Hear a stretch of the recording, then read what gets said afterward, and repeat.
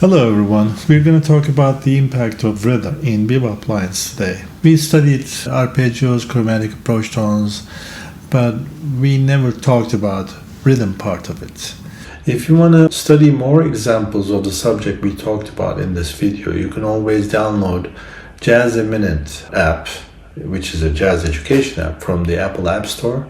You can find more examples, more music, more videos there, and you can even check out the backing tracks that I'm going to add to study all these examples. Again, the app is called Jazz a Minute, in short J.A.M or J.A.M, and you can download it from Apple Store, and I'm going to share a download link to the Apple Store. Rhythm can be practiced separately. There are ways to do this. There are some drummer books. One of them is called Syncopation for Modern Drummer. There are some certain pages that would help you to find rhythms for your lines. Or you can just basically write a line or study a line and then try to break up your rhythm a bit more. We're going to see some examples of how to do that. Why is rhythm so important? After some certain level of expertise, you're going to get to a level where what note you play will matter less than what rhythms you play. Being the drummer. If you have a good rhythm section, why blow over it? Play against it. These are Miles Davis's words. That's what he believed. So you can easily do that. Let's take one boring example to tell you exactly what I'm talking about. We'll try to color it up with syncopations and changing the rhythms a little bit. Okay, let's hear our first line.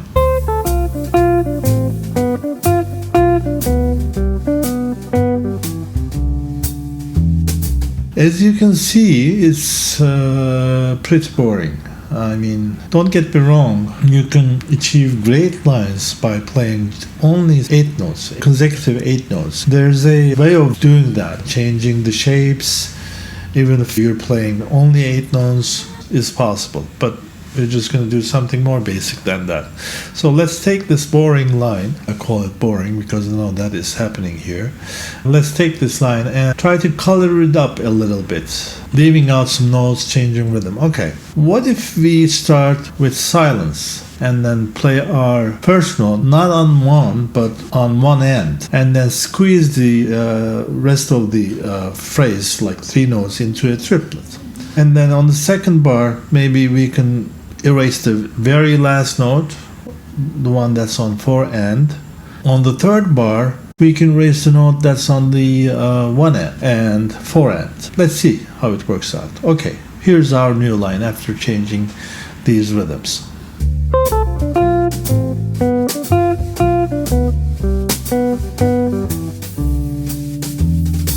Great. So now you can see how it's possible to color your lines with different rhythms. Let's try to do the same thing for another line. Start with a boring line and then, do something else with it.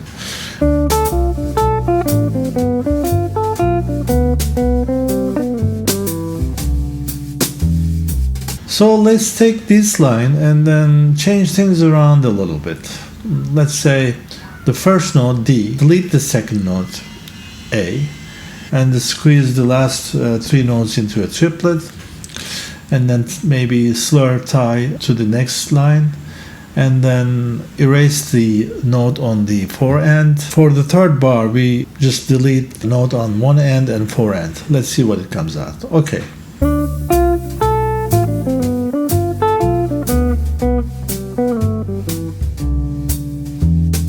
Great.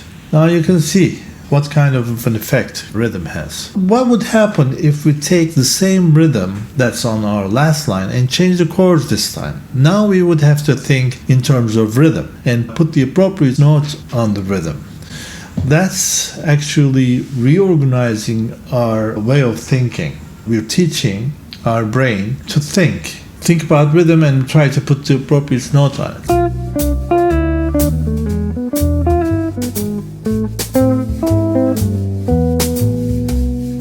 As you can see, the rhythm is exactly the same with this minor 2-5-1 example.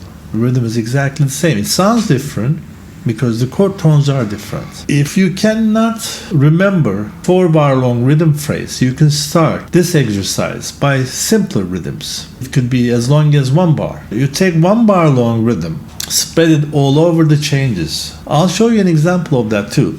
Let's say we're studying Autumn Leaves.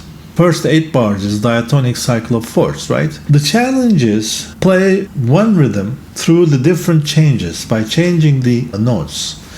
I've done it here written, but it works better if you do this improvised. Try to remember the rhythm, try to go through the changes with the same rhythm. It's very easy to fail while doing that if you're not an expert or if you haven't done this long. The importance is keeping the continuity. If you play a wrong note, you play a wrong note. Just go on to the next change and try to hit 100% correct notes. If you can't do that in that bar, try the next one.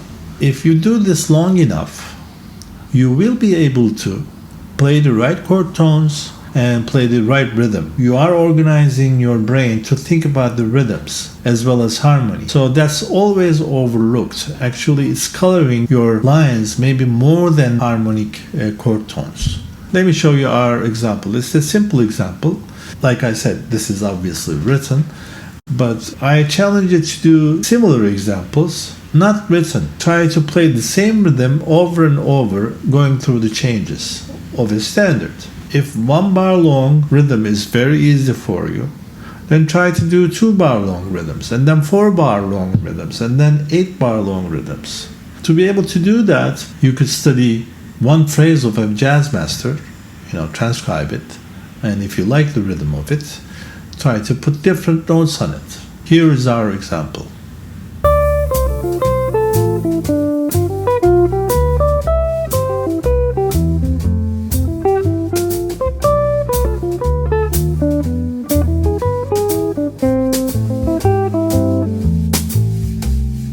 Okay, as you can see, there are many ways to do this. The essence of this lesson is rhythm colors up our lines like nothing else. That's why learning the bebop heads is a great plus. There are a lot of syncopation triplets in there. If you use a language analogy to learn bebop or jazz lines, I'd say rhythm falls under punctuation. Chord tones and harmony may be grammar, but rhythm definitely is punctuation. It's important to study rhythm. Try to do your best thinking about rhythms and try to do these exercises that I talked about to get better at playing rhythms and playing different note sounds. This is the end of our lesson today, and you guys have a great day.